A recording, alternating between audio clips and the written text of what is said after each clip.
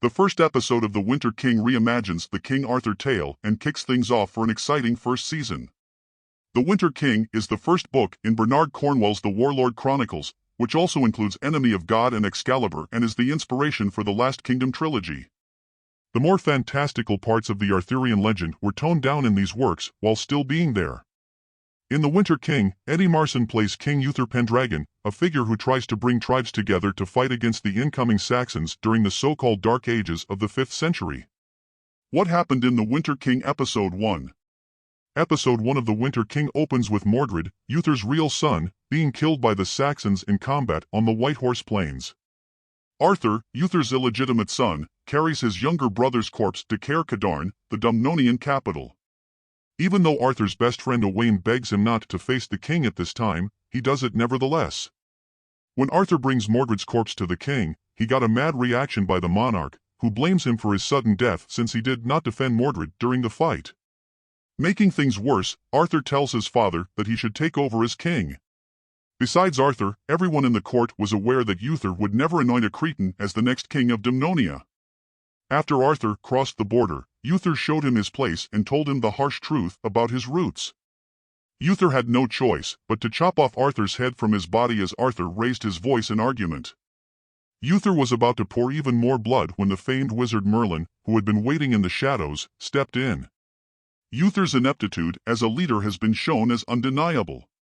He blames not just Arthur but also the other tribe leaders at the court for his son's sudden death. After previous Saxon raids, Uther had sounded the warning, but none of the chieftains had responded. Uther blames each of them for the more and more raids since they were too busy with their own fun and games. Uther finally kicks Arthur out from the Isle and gives heads up to the other leaders not to help or protect him, lest they end up the same. Before departing, Arthur tells Owain that he doesn't think his father is cut out to be king. He can no longer see mistakes in his thinking and so can't get better. He realizes that if he continues along this path, the kingdom will never be united, and so he asks Owain to earn Uther's confidence so that he may provide better advice. Arthur informs Owain that the Saxons must be stopped on the western edge of Kaliva since no one can stop them from taking over the Isle if they do. Before leaving Dumnonia, Arthur rescues a youngster from the flames of a northern village. He takes the hurt young man to Merlin's Avalon safe place, where everyone gets along and feels tight-knit. Arthur asks Merlin to raise the youngster as he raised Arthur when they were both young. Based on what we've seen in the cartoon, it seems likely that Merlin and Arthur became close during Arthur's growing-up years, when he spent a great deal of time in Avalon under Merlin's tutelage. After tending to the boy's injuries, one of the young druids called Nimue learns that he is a Saxon and may have been enslaved in one of the English towns. Nimue renames him Durfal, and Hywel, Merlin's aide, begins caring for him as he's his own kid. When Nimue is asked by the gods to choose between them and Durfal, the story suddenly stops of her and Durfal's love, which had been developing for the last 8 years. If Nimue tries to live a regular life, Merlin says, she will lose her power to hear the gods' voices. He thinks she will one day be the most influential druid in all of Britain, making her choice super important for the survival of the island. Nimue separates from Durfal because she finally decides to be herself, the person she was always meant to be. But the little lad can't come to terms with the change of circumstances and is freaked out by memories of the night he lost his mother. Durfal had the same bad dream over and over in which a guy with a mark of Siluria kidnapped or murdered his mother and then threw him on a pike to be executed. But Durfal swiftly recalls Arthur's words, gathering confidence, and resolving to become a warrior like Arthur in order to avenge his mother's death. Durfal stays at Caer Cadarn to learn to become a warrior like Arthur, while Nimue and the others return to Avalon with the queen and the infant prince. About 3 months later, Owain notices the young man's enthusiasm and talent and decides to coach him directly. But before Durfal could celebrate, he unexpectedly ran across a guy who brought back painful memories. Gunlius, king of Siluria, a devout Christian and merciless robber, has come to the city to see the High King. Uther is planning an evil scheme, despite Queen Morgan's pleading that he ignored Gunlius and make him pay for his crimes against the country. To fight other problems, he proposes making an agreement with the devil. Despite Gunlius' assurances to the king that he has had a big life change after becoming a Christian, we know from seeing Vikings, Valhalla, that individuals like Gunlius are deluded and incapable of putting an end to their bloodlust. They need just a fresh pretext and new foes to draw blood once again, and we think the pagan community will provide both. Gunlius shows the High King that he is ready to do whatever to make one for his sins.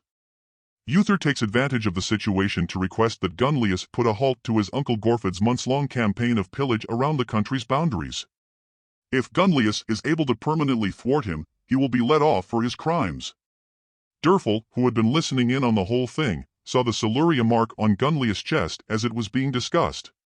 It was an immediate trigger for memories of the monster who had wounded Derfel's mother, and we anticipate that Derfel will now faithfully follow Gunlius. Since the day he began having flashbacks to the terrible past, Derfel had been burning with anger, and he wouldn't rest until he killed Gunlius.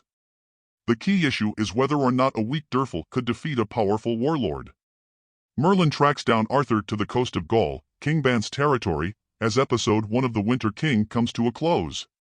King Ban has just enlisted Arthur to lead a war party against the Franks on his behalf.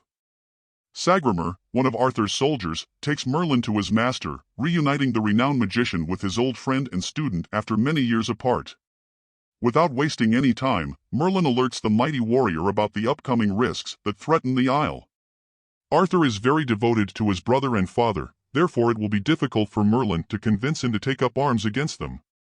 Even on his first trip to Avalon, Merlin laid the blame for Mordred's death on Arthur and pointed out that Uther's poor tactics were to blame.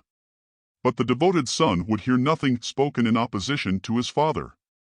As a result, Episode 2 is likely going to be about Merlin trying to convince Arthur that he has to betray his loyalties in order to secure the future of the Isle.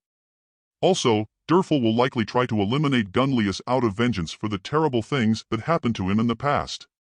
What we anticipate the most, though, is Arthur's mission to unite Britain's many peoples under a single flag and establish himself as the country's only real king. The adventure has just started, and we can only pray that the story keeps getting exciting from here on out. One of the most important aspects of a historical epic drama is its pacing, and based on the first episode, we're certain that it won't let us down in this regard.